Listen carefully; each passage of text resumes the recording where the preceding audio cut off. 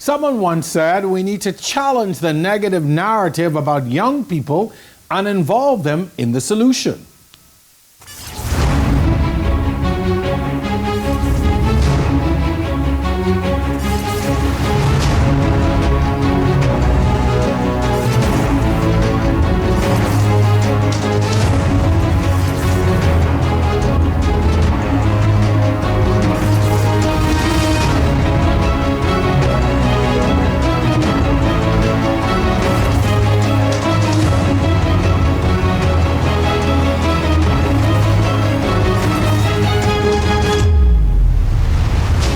When it comes to governance, there's always the question of who sits at the table. Governance is also about protecting and ensuring that there is a future in place for the younger generations through sustainability efforts, legislation, and more. But many millennials have said that they feel that things are not being done with their best interests in mind. Tonight, we talk to the next generation about their hopes and aspirations for the future.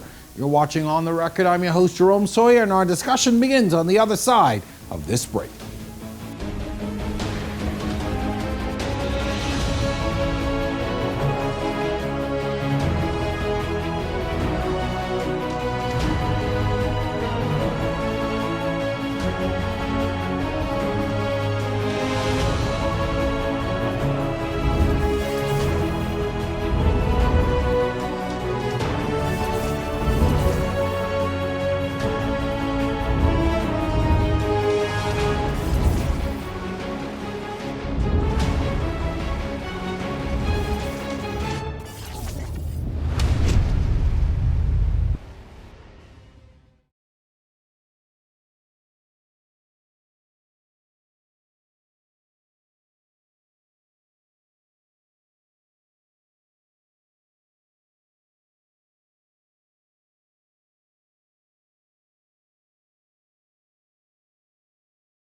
Every new season of On the Record, we push the limits, venture into unknown territory, take our cameras into places unseen before.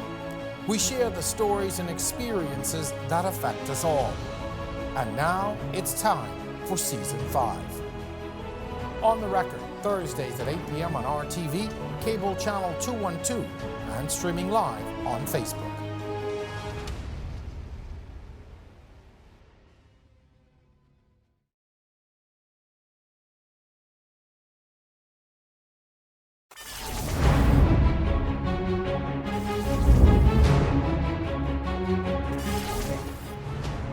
Welcome back to On the Record. I'm your host, Jerome Sawyer. Tonight, we're speaking to the new millennium. A month ago, many were concerned about what a snap election meant for the country and for the Free National Movement. Well, with the new government now at the wheel facing many new challenges, the now opposition Free National Movement is facing a new leadership challenge as well. My guest tonight to discuss the results of the election and beyond from a young political mindset are Carlyle Bethel. He's the president of the Torchbearers Youth Association, and Phillip Knowles. He's the treasurer of the Progressive Young Liberals. Gentlemen, welcome to On the Record. Happy to have you with us. Happy to be here. Thank you for the invitation. So I just wanted to put this into context. Election night, we had two panels. One was in this room with myself and some seasoned politicians, and we had a younger panel with our Jessica Robertson, who really spoke throughout the election and gave their perspective. And that resonated so well with the public that we realized that we really needed to continue this dialogue whenever possible in a setting like this. I mean, we do bring our young people on from time to time, but you know, now is a pivotal time for us. So let's first start out, Carlyle, I'm going to come to you. Looking back at the FNM's loss, as you all are now doing some introspection, what are you beginning to find out or to see as the reasons for that loss? I want to start off by saying thank you again for the invitation, Jerome. It's always a pleasure to be here. I think the FNM is a party with over 50 years of existence, and we've seen all manner of losses. We've seen waves, we've seen landslides, we've seen close wins, we've seen big wins, big losses. We've seen it all. And so really the party is just in a phase where it's gathering your associations, your stakeholders, speaking to members, and getting input from everybody and doing the post-mortem as to what went wrong. And I think that's where we are in the party right now. You use the term post-mortem. When somebody dies, initially you say, well, this seems to be the cause of death. So if I could use that term, what seems to have been the cause of death at this point? As you do the post-mortem, I'm using your words, but on the surface, what do you see really are some of the contributing factors to that loss? Well, that depends on who you speak to, right? If you speak to 5 different people, you may get 5 different answers. That is true. And I have my personal views on what I think happened, but I'll just reserve those for once the party has finished its reviews, to hold those comments. So in essence, you all are still continuing not to say. I mean, I've had some FNMs on here who've given me some reasons. Phillip, I'm going to come to you now. As you look at it, you're on the winning side. Your party's on the winning side. What do you see as some of the contributing factors to the PLP's win?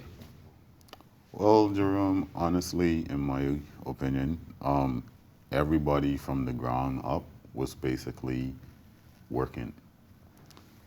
The Young Liberals was from day one helping each polling division, each constituency and candidate who was nominated and ratified. We was helping them from ground one, pushing ourselves out. And that basically boosts a lot. Exposure. I don't know if y'all saw, the PYL had a platform called The Discussion, and we exposed a lot of candidates as well. And our thoughts behind the discussion was to get candidates out there so the people could understand and feel each individual. This was an online, something you did online? Yeah, we did it via Zoom, and it was shared on Facebook as well. Did you find that was a very effective way in reaching young people? We didn't have rallies, or they were virtual rallies, or they were on TV, but did you find that to be the most effective way? At the time, yes, because of COVID. So, yes, Bahamian people liked the rallying and the excitement and what's not. But during this time, we found out, we tried to figure out another way to reach out to our peers, and that right there was one of the key ways we did it.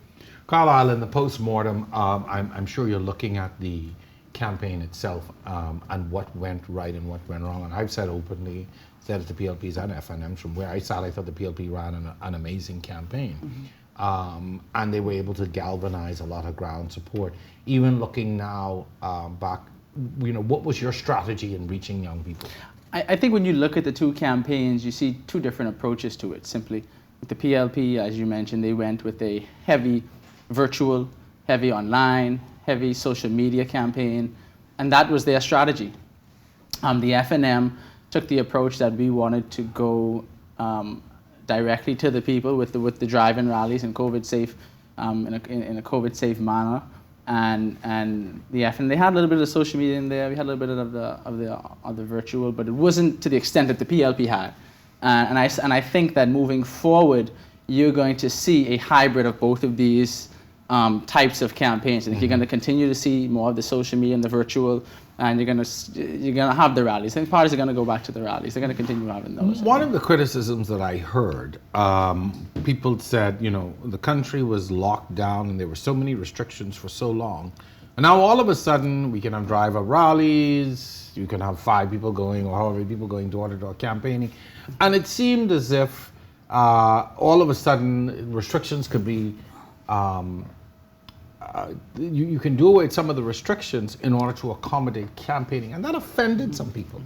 Well, when you look at the flip side of it, right? What would be the story if there was a group of PLP supporters campaigning or having a gathering, and the police came and shut it down?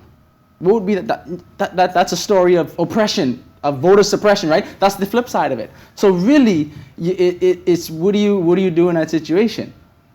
So I think so. So yes, I understand where you're coming from, but if we look at the other side of it, where you had the police going to shut down a political gathering, and I realize that would have been dangerous as well. But I guess, and maybe Phillip, I don't know what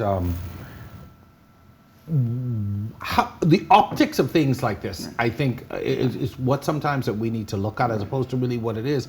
But the optics of it, the criticism that I have heard is that the PLP would have attempted to abide by more of the restrictions, and the FNM took a different route with the drive-up rallies, etc. Right. What was your experience? Well, basically, my experience personally was when I first saw it, I was like, why we doing it now? Because first of all, the FNM, they pushed this initiative that they wanted to do rallies. And yes, I understand they wanted to reach out, but during that time period in our country, COVID was rising. Mm-hmm. And I felt personally that it wasn't the time to do that because we were still trying to get a grasp of how to mend the situation. Mm-hmm. So the PLP basically looked at it this way. Yes, we want to do the rallies, we want to interface and what's not, but we still looking at the safety of our people. I get where he's coming from, but we don't want to rewrite it now because I mean both the PLB had their large yard, they had motorcades, they had people on the trucks, constituency people on the trucks. I remember they had a big party on Harbour Island. They bring a DJ over there. They had a big party on Harbour Island. No social distancing, no mask. So let's not Alex there's any angels, any. Okay, but it's the optics of it at the end of the day, and people look at and from a young I can jump in the road. In the role of a young person, but as a young person, I'm looking at my political leaders and saying, is this the responsible way to go? Is this the right thing to do? And I guess that was the point. Let's talk a little bit about leadership now before we move on. The Free National Movement is having a leadership convention on the 27th of November to select a new leader. Former Prime Minister Dr. Hubert Minnis has indicated several things about his position as leader, said he will leave it up to God in some instances as to what his future will be and whether the people want him to return. Carlyle, what is expected in that convention? Is Dr. Minnis the man to lead the party? I don't know what Dr. Minnis plans to do, and I think the convention at the end of the day will come together and bring Bahamians from all walks of life together to cast their vote and to cast our vote. I'll say this: so the Torchbearers, the young people of the party. We will be very integral in the decision-making process. We will ensure that our voices are heard. We will ensure that the concerns that we have that have been raised to us by young people throughout this country will be heard, will be considered, and whomever is to garner our support for leader must be willing to address those concerns. If you could give us some of those concerns that you will be presenting to the party and to the leader. Well, I think when we look at the glory and the history of the FNM, we look at that 1992 government, that government in the sunshine, and we look at the re-election campaign in '97 to win again. There were certain foundational principles in the party that guided us through 25 years of struggle into governance. When you talk about the transparency, accountability, the creating an environment where people can speak freely and openly and express their concerns. We want to make sure to strengthen those foundational principles in the party. Do you find that young people are concerned with those things? Transparency, accountability? I think young people want to see good governance, and they want to see parties that represent the ideals that we as young people believe in. And we understand that these parties are the vehicles that direct where government goes, and so the parties have to hold firm and represent those core principles. Phillip, do you find that young people subscribe to those things, the transparency and accountability and wanting good governance, or are they completely over it at this point? Well, based on walking around and what's not, and not just political, but just walking around as a young individual and listening to your peers and what's not, most young persons basically tired of it. They tired of the back and forth, they tired of the lies and what's not.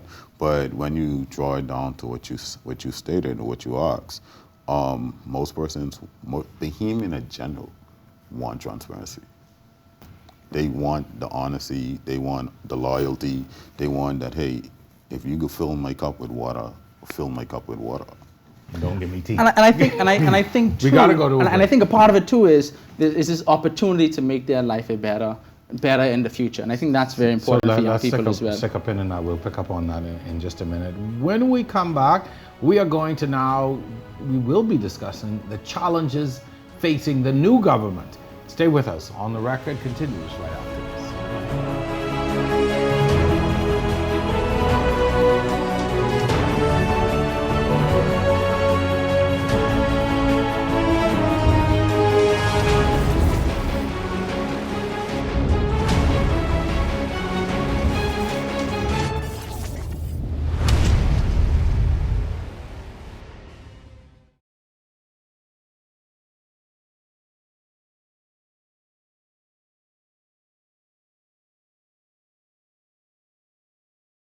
Every new season of On the Record, we push the limits, venture into unknown territory, take our cameras into places unseen before. We share the stories and experiences that affect us all. And now it's time for Season 5. On the Record, Thursdays at 8 p.m. on RTV, cable channel 212, and streaming live on Facebook.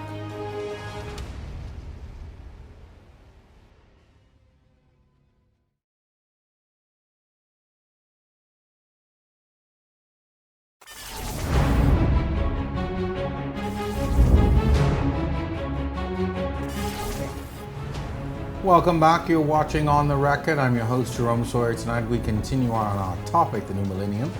The Progressive Liberal Party has some big shoes to fill for the next 5 years. They've got some huge challenges ahead of them. Here to talk about some of those challenges and the things they will encounter are my guest, Carlyle Bethel. He's the president of the Torchbearers Youth Association, and Phillip Knowles. He's the treasurer of the Progressive Young Liberals. There is no doubt that the PLP has a mammoth task ahead of them as government. You've got a COVID crisis that continues, an economic recovery that is still in the infancy. Mm-hmm. You have social issues, crime, immigration. Mm-hmm. There's so many things on the PLP government's plate. As a PLP, as a young Bahamian, what are you expecting? What are your expectations of this government over the next 5 years? Well, first of all, my expectation is this. Let's deal with the pandemic first. Because if you skip the pandemic, you will still have persons getting infected, losing lives, and what's not. So I would like to see them to try to curb it, because you can't just say knock it out the park. Yeah, so you'll have to try to curb it. And then after we start to curb it a little bit, then we focus more on our economy. And once we start to focus on economy, that's bringing back jobs, revenue, and then we start, like you said, we could focus more on the other stuff, because crime, immigration, and so on, because at the end of the day, if you don't work, you go to other resources, which boosts crime. Mm-hmm. Carlyle, looking now at the PLP's agenda coming out on the speech from the throne, one of the criticisms levied by your party's leader, now opposition leader, Dr. Hubert Minnis, is that the PLP took a lot of the FLM's ideas. Do you agree with that? What's your position? Well, the PLP, they came into power making a lot of promises. And my assessment is that they're going to have a very, very difficult time delivering on those promises. When we look at just the basics, the main ones, right? They said they want to build a new hospital. That's about $650 million. That's only one. They said they'll build two. The increase in the wages, livable wage. We've heard them all, right? Decrease your VAT to 10%. Mm-hmm. And the problem they are going to encounter is that I get the argument of their argument that a reduction in VAT may lead to increase in consumer spending, which could spur the economy. But the problem with that is that is a long-term effect, right? But the reduction of VAT gives you a short-term effect, an immediate reduction of $150 million in your revenue. Out of that, now you have to find a way to meet the current demands of government. This is not even including the added demands that they intend to add on. So they have to meet the current demands at $150 million shortfall, and then add on the other promises that they have. They're going to have a very, very difficult time meeting those promises. Do you think, Phillip, that that people will be tolerant? Because I'm going to sort of preface this. Coming into government, you are faced with some realities. And every government always claims things are worse than they would have thought. But I always say, you're sitting in Parliament every day, you know what's happening. How could you not know what the state of the country is? Right. So I never really buy that argument. But given what the government is facing, do you think people are going to be patient with the implementation of some of these promises, or to the point where they say, well, you know, we can't do this right now? Well, Jerome, put it like this, it's a new day. And I say that because at the end of the day, Bahamians have to realize nothing happens overnight. It's a process of elimination. It's a process for a lot. And with that, the Bahamian people chose this government because they saw our plan. And it takes time to implement each item on our plan. But in all fairness, when you come, I know just what you're about to say, but in all fairness, when you come to the public and you say, well, I'm going to do this, or we're going to do that, that's not followed by in a year, in 6 months. It's people, when you make a promise, people want that kept immediately, and they're looking for those things now. Yes, I agree with that as well. But you got to understand the reality of this. Every government comes in power with a plan. There's always disasters that happen. There's always stuff like funding we got to look at. So when you come in, we have to be open-minded that, hey, yes, I want to buy 50 chairs, but at the end of the day, I have allocated for maybe 20. So you can't say basically I'm not going to get the 50. We start out, so Bahamians have to realize this. I am helping, but I can't help everybody at one time. Sure. You know, I have to add, you know, they said day one. They said ready from day one. I remember the commercial. They blasted everything, ready from day one. And the issue is that they were ready from day one on the things that mattered to them. Canceling promotions, firing people, canceling contracts, not honoring contracts. They didn't take any time with that. That was out the gate. Boom. It was day one when it was hiring the largest cabinet in history of this country. 30 people out the gate. Boom. It was day one when it was having a lavish $300,000 service at Baha Ma. Wonderful party afterwards. Wonderful party. So the money and the will and the time is there for the things that matter. So before you go, I just want to tell the people that if they've made a promise to you, go for your things. If they promise you a promotion, no, hold on, Jerome. If they promise you a promotion, the money is there if it matters. If they promise you a job, go for the job. If they promise you a contract, go for the contract because the money is there when it matters. We just saw in the paper today, Jerome. All right. Hold on, let me finish up. We just saw in the paper today, Jerome, that they are bringing back retirees and paying them full salary and their pension. All right. The money is there for the things that matter. I'm not here to defend the PLP, and it's not my job to do that. But the things that you speak of happen every time there's a change in government. Exactly. If we go back 4.5 years, Y'all the did same arguments can be said of the FNB. We are talking about the new day. He said it's a new day. He said it's a new day, and they said it's day one, Jerome. Right, I understand. It's a new day. We ain't talking about 10 years ago. Hold on. Here is the issue that people watching this program and voters have.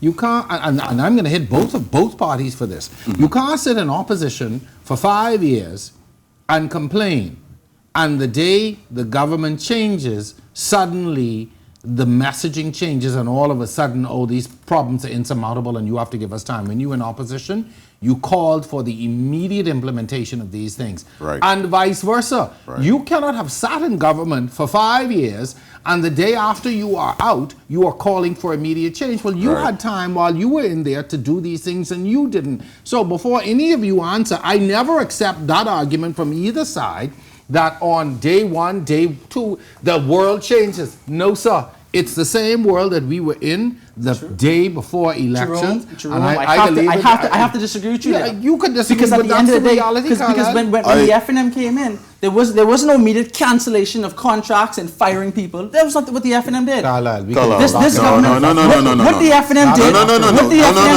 FNM said, if your contract is up, if your contract is up, we will not renew it. We will not renew it. But this government, change of government, we go to the which politics, which political every race change you of watching? government, we go through this entire. Yes, we go to because this first of all, when the FNM, we are talking about a new day government. He said it's a new day. It is a new day. He said it's a new day, so let it be a new day. Let it be a new day. We ain't talking about the past. We're talking about today.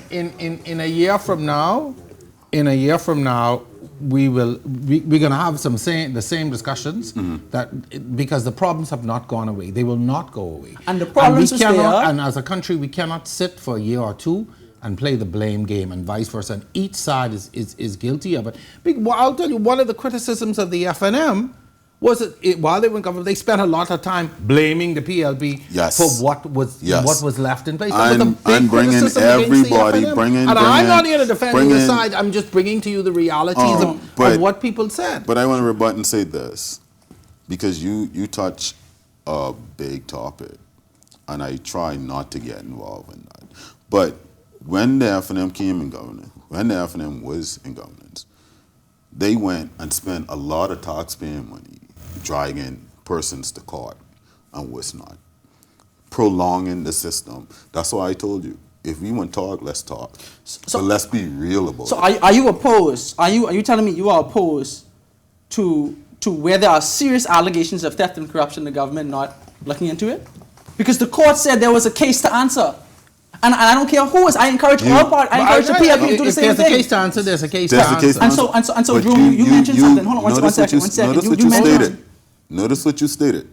You said when the PLP came in, they went to fire this one. They went to do this. They went to do that. But you didn't state it that, hey, when my party was in power, we dragged everybody through the mud, through the court system, spending and wasting money, bro. The difference, though, is that the court said that those individuals had a case to answer. What we see today is the PLP firing people for being the FNM and for not being a hardcore PLP. So, out the gate, canceling contracts, firing people. That is what has happened. You're making it personal. I'm talking about the New Day government. We talk about the New Day government. Why are we still talking about 5-10 years ago? We're talking about the New Day government. And what they have came out the argument will be, it happens every cycle. Well, all I gotta say is if they promise you a job, if they promise you a promotion, they promise you a contract, go for your things because the money is there if it matters. Let's move forward. Don't let them lie to you. We still find ourselves in the midst of a very serious problem with COVID-19. Yes. I find that even in my movement and moving around, we seem to have adopted a lackadaisical attitude in many respects. Yes. I don't see people following the safety protocols. I don't see people doing what they should be doing. The deaths are rising. People are still presenting with positive cases. Even though the good news is, I have to say that the vaccinations are continuing and increasing, and so that's a good thing. Yes. Phillip, I'm going to start with you. Some of the critics of the PLP accuse them of politicizing this whole COVID-19 situation. That's part of the question. Is that in fact the case? And secondly, is enough being done from where you sit as a member of the party and as a Bahamian to continue to push the message that we are not out of this pandemic? Well, during the political campaign and what's not, they were pushing get vaccinated and what's not. But that was not always the case. In the beginning, there was a lot of resistance to a lot of things. Right, because persons was unsure of the responses of the vaccine. And, everybody was saying, okay, how could you bring a vaccine without going through the stages of a long period of time? And as a result of it, like I told my peers, I say, whenever a virus is made, there's always a cure for it. So that's just facts. So at the end of the day, and then you got to look at it this way, the youth were basically uneducated on what to take, the risk of doing it, the risk of taking it. So it was a lot of up and down. So the young liberals tried to push the message that, hey, you take this vaccine, this will happen. And me being in the field I am, I boost my executive board and I say, here, this is what studies show us, this is what CDC says, and this is what XYZ is. All right, we've got to get to Carlyle and we've got to wrap up, but do you think still enough is being done to get the message out to people that it is not safe to behave the way that we are behaving right now? Well, we have a new Minister of Health. And, you know, it takes time to, everybody's just basically settling their roles and what's not, and they're pretty much reviewing the old administration, what they had presented. So I would say basically, let's see what they do. Give them sufficient time to review and present it out there. You do realize we're pretty much at a month now, right? Yeah, I know. Okay, that's all. I'll leave it there. Carlyle, one of the criticisms of the FNM, people felt that a lot of focus was given to the "I'm a medical doctor, I've been saving your life" message, and that may have turned some people off from doing some things.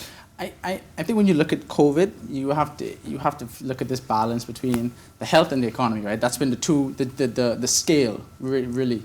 And the FNM's approach to COVID was simply that we are going to put the primary focus on the health of the country and the economy as a secondary. What we're seeing now is the reverse. What I'm seeing is the PLP is putting the economy over the health. Right, and that's their prerogative, right? If they think that's the best way to go about doing it, then that's their prerogative, right? But I do think they absolutely did politicize the COVID crisis. We saw PLP candidates telling people not to take the vaccine. We saw PLP Not to take the vaccine, or he wasn't taking the vaccine. We saw the PLP leader. I support what he did, but I certainly can't. For example, we saw I disagree. For example, we saw I'm against the vaccine. We tell people not to take it. There was a disinformation campaign ran by certain members of the PLP, right? When you start saying, oh, it's an experimental vaccine or experimental drug, or it's not a vaccine, that's disinformation. All right, and they ran with it, and it was never corrected. The second thing, we saw, for example, the emergency orders outside of Parliament. They would say, "Oh, it's dictatorship and it's stifling your freedoms." Yet they go in Parliament and vote for it unanimously, right? So of course they played politics with it, right? They did. In the beginning, yes. Supported it in the beginning, yes. Later on down. And so what we see now, and so what we see now is them putting the economy over the health. More gas. Everybody, based on his statement, first of all, we had a member who was the Minister of Health at the time, before they changed it.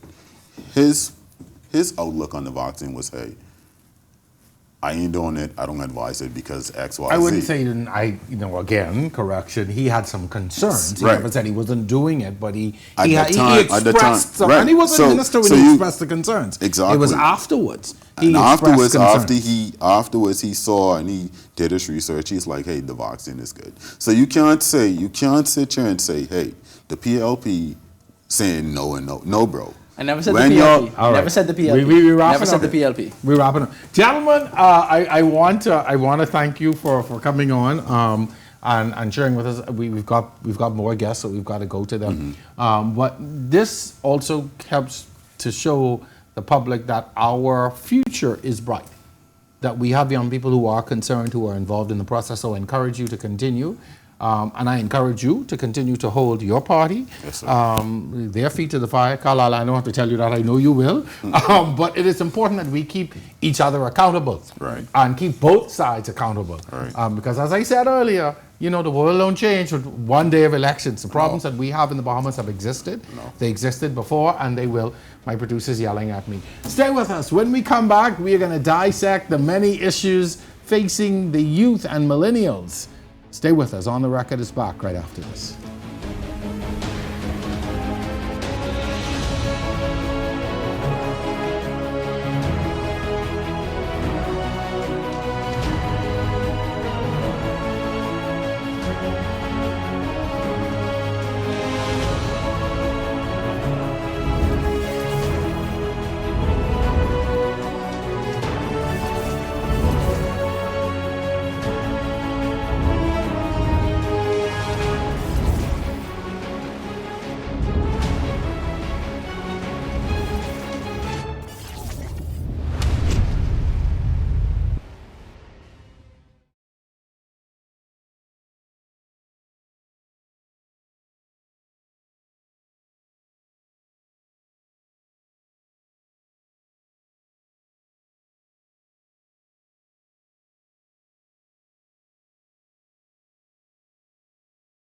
Every new season of On the Record, we push the limits, venture into unknown territory, take our cameras into places unseen before.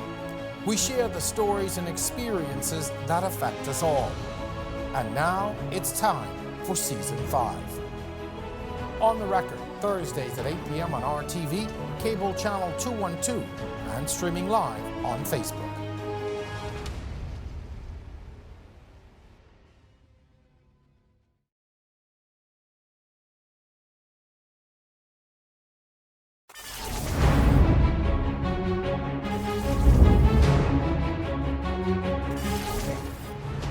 Welcome back to On the Record. I'm your host, Jerome Sawyer. Tonight we're continuing our conversation on the new millennium.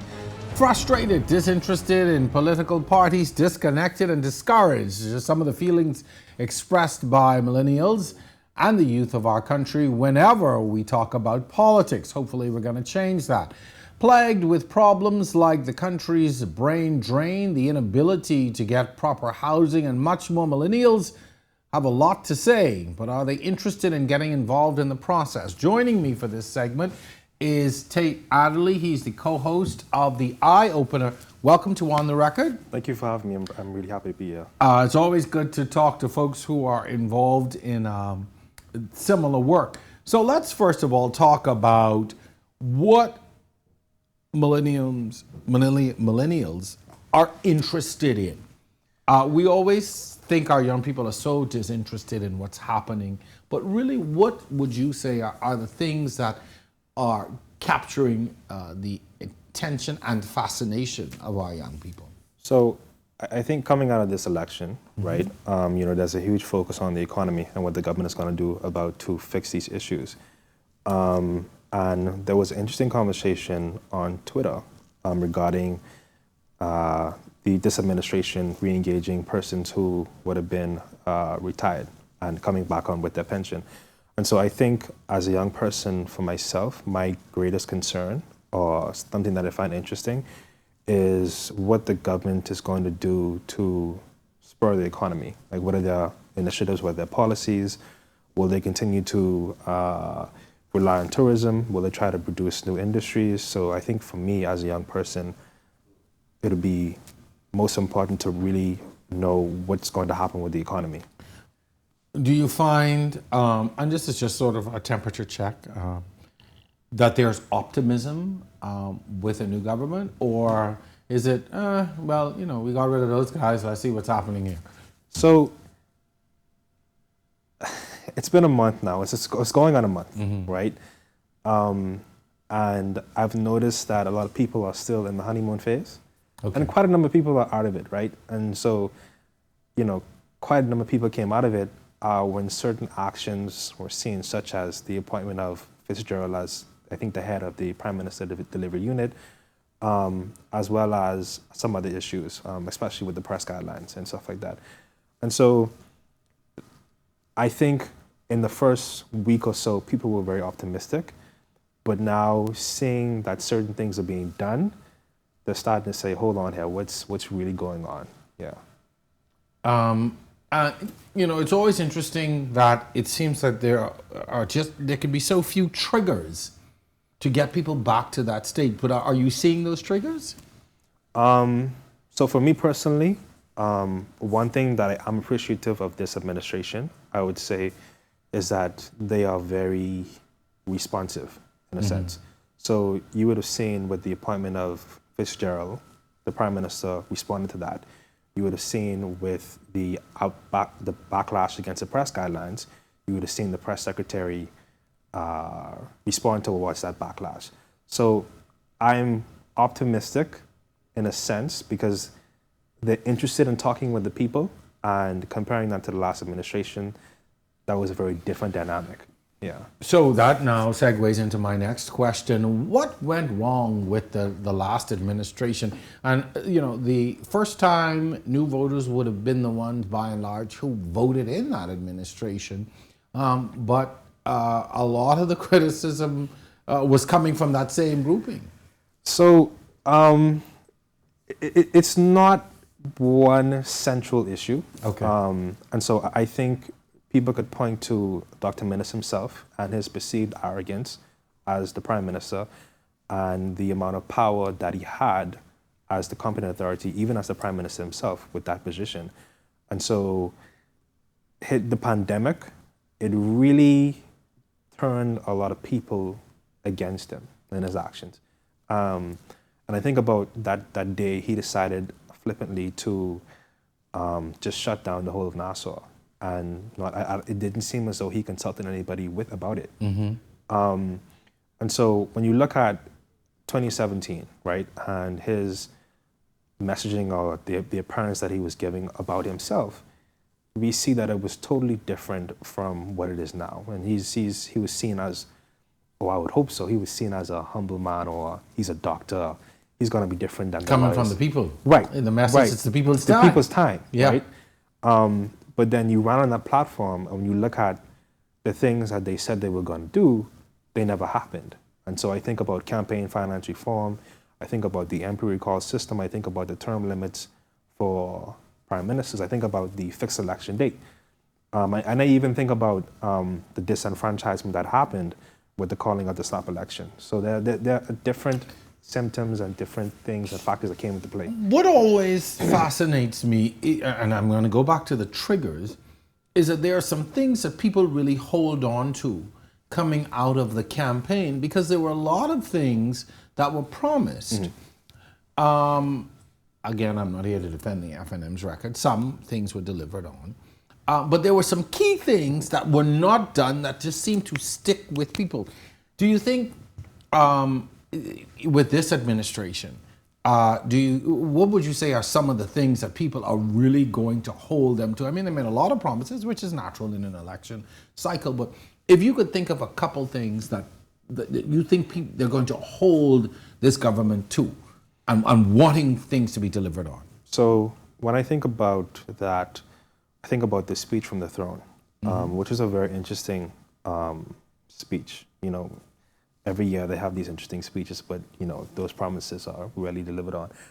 Some are, but yes. I think the number one thing that people are concerned about is the VAT reduction to 10%. And so we're concerned about how that will happen, and you know, as Carlyle was talking about earlier, how they deal with the shortfall and where will that money come from. So I think that's also one concern. Another concern I think for people are that the government doesn't act as authoritative as the last administration did. And, you know, it seemed to me as though they had campaigned on a sort of relaxed handling of the pandemic and trying to curb it in different ways. And so, you know, we would have seen, I think this morning or yesterday, the former Prime Minister talking about the administration needs to enact more restrictive policies, right?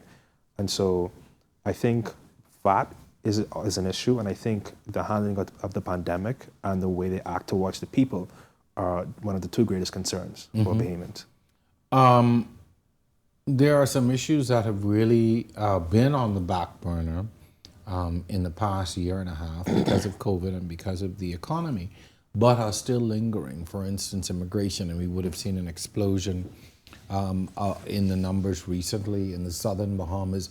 And then you have some environmental concerns that still exist and linger. And these things have sort of taken a backseat for obvious reasons, given what we were facing even in a post-Dorian environment.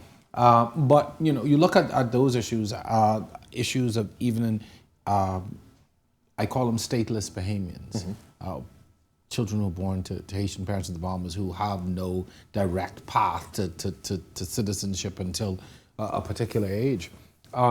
These issues have been sitting there for a while, and they're going to resonate again very shortly.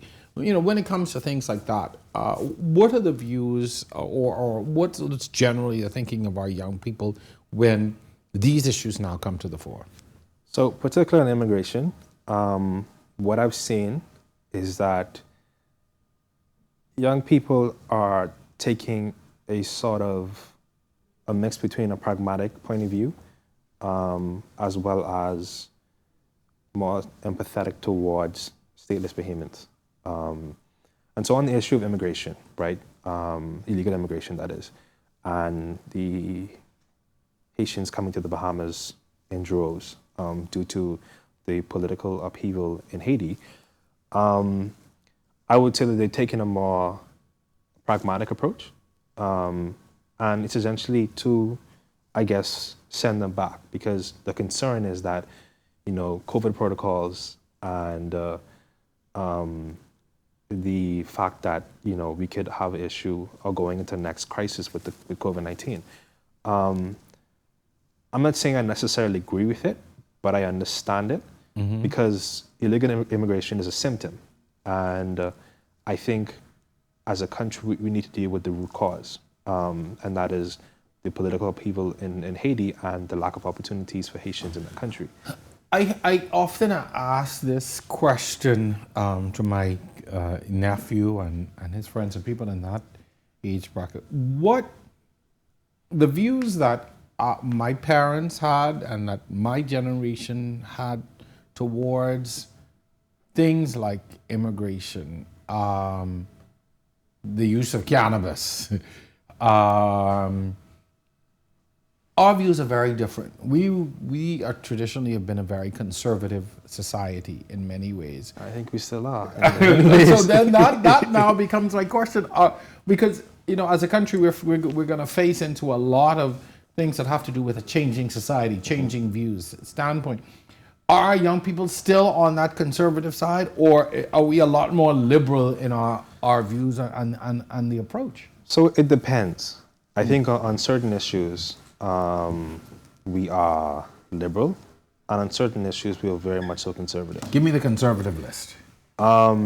So when I say conservative, I would say somewhat of dealing with the economy, right? We talk about if you want to take a standpoint or dealing with the economy from a leftist point of view, right? Stuff like taxing the rich, subsidizing many things.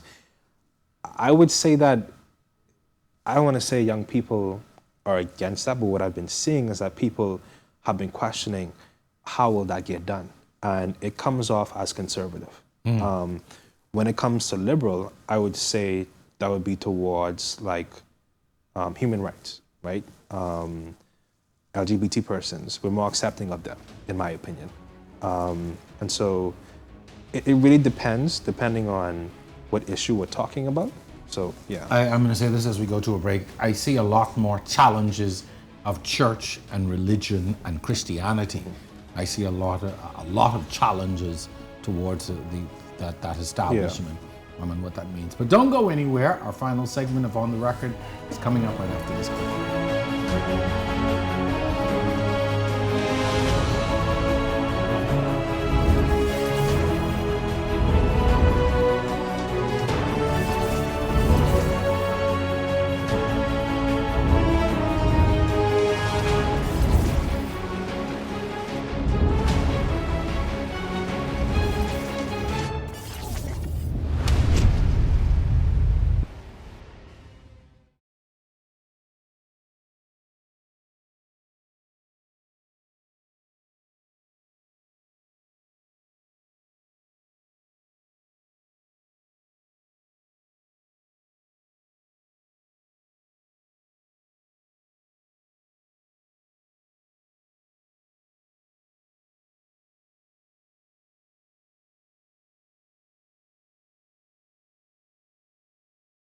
Every new season of On the Record, we push the limits, venture into unknown territory, take our cameras into places unseen before. We share the stories and experiences that affect us all. And now it's time for Season 5. On the Record, Thursdays at 8 p.m. on RTV, cable channel 212, and streaming live on Facebook.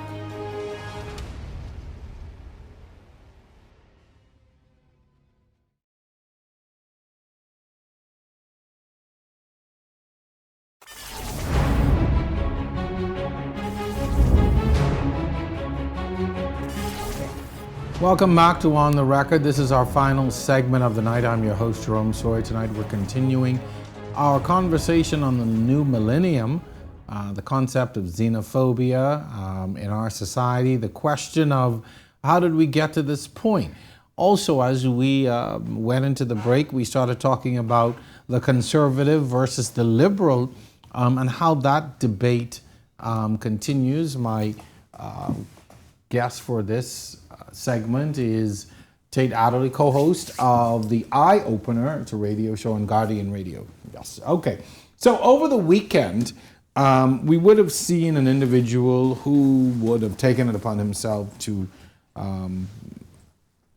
partially or in some ways destroy the Christopher Columbus statue there at Government House, raising an entire debate about whether it should be removed, whether he was justified in his actions, what should happen to him, etc. Looking at that, like I said, sometimes I'm surprised by our reactions. I would have found a lot of younger Bahamians were just supportive of removing it completely.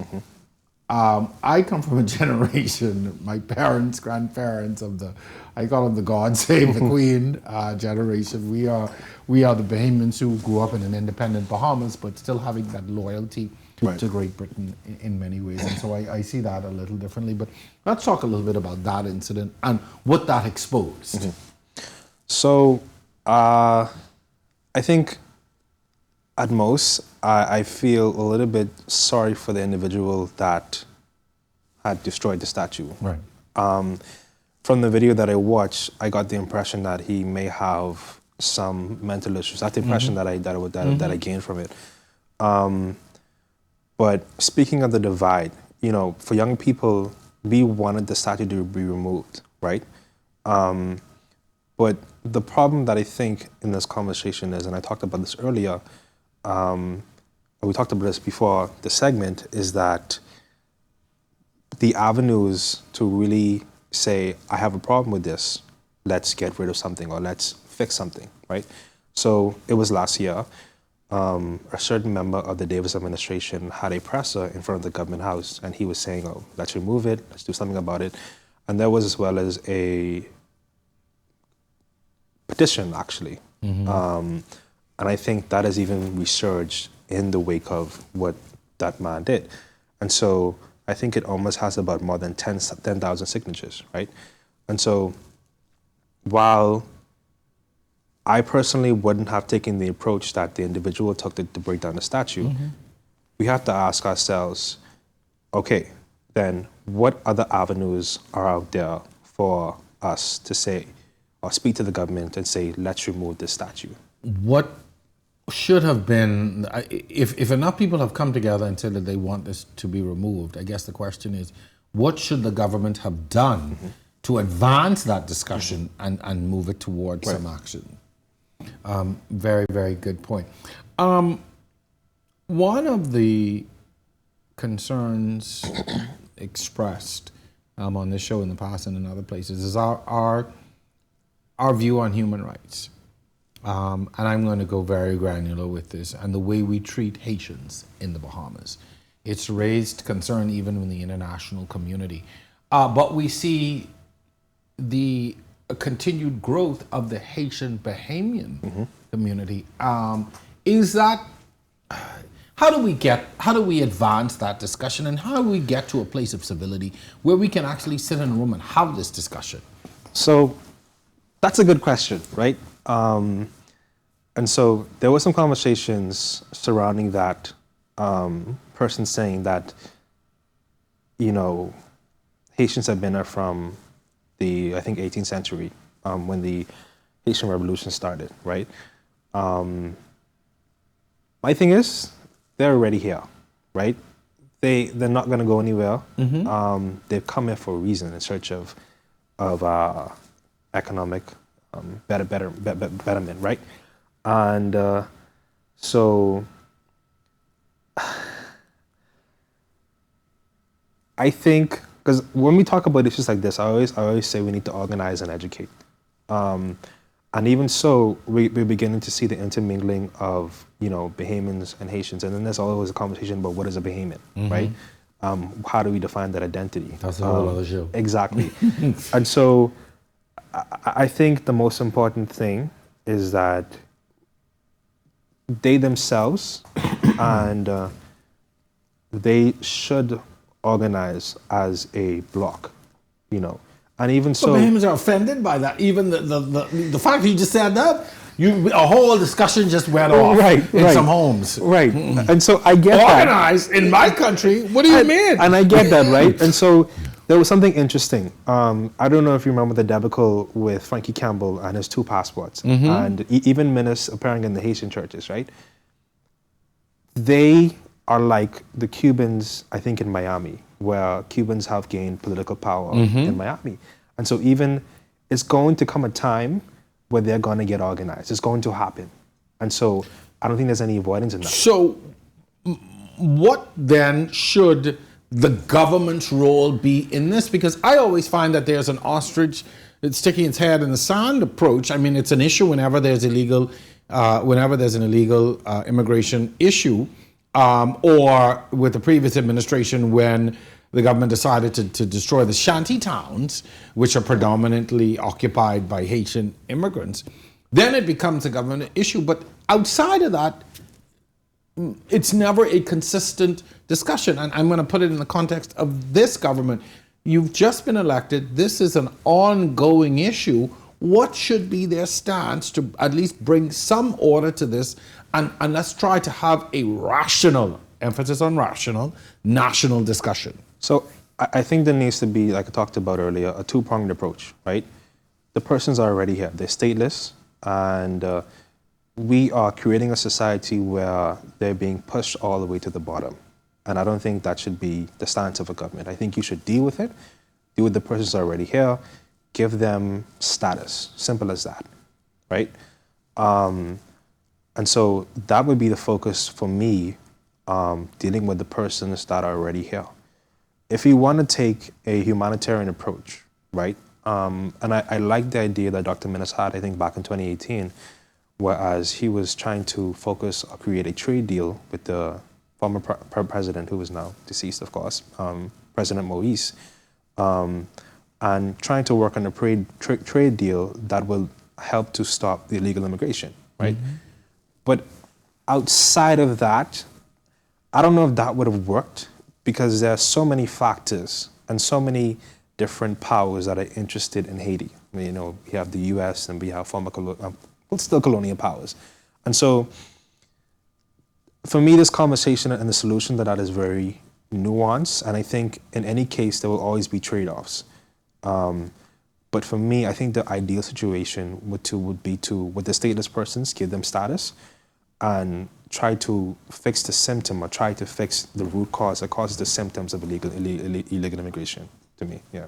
Unfortunately, we are out of time, but you've given us a lot to think about. And I want to stress that even though COVID and the economy and these other residual issues are certainly at the forefront, the issues that you've discussed and we've been able to shed some light on have existed and will continue to exist, and are going to bubble up to the top again. So hopefully this administration certainly takes a broad view of all of these things, and lots of issues. So, sir, thank you very much. All the best to you. Continue to do the great work on Guardian Radio. Thank you very much. Thank you for having me. We always, got to hear the views and opinions of other folks. So that's how we make change happen. So thanks again. That's going to do it for this week's episode of On the Record. Special thanks to my guests, my technical and production staff, and of course to you, audience, for watching week after week. We'll see you next time. Same place, same time, right here on The Record.